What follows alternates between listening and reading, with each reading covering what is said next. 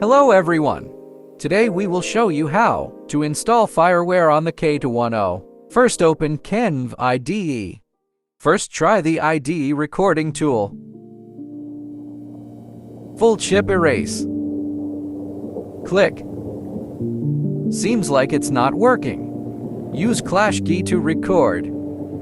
Full chip erase. In addition to changing the serial port, the other remains unchanged. Failed. Check port in a device manager. It doesn't have any problems.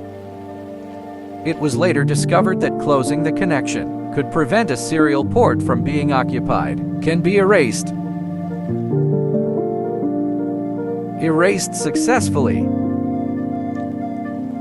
Switch to recording firmware. Add firmware source.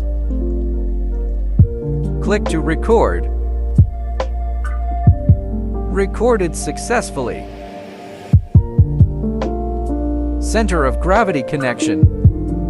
Connected successfully. That's all for this exchange. If you have any questions, leave a comment below.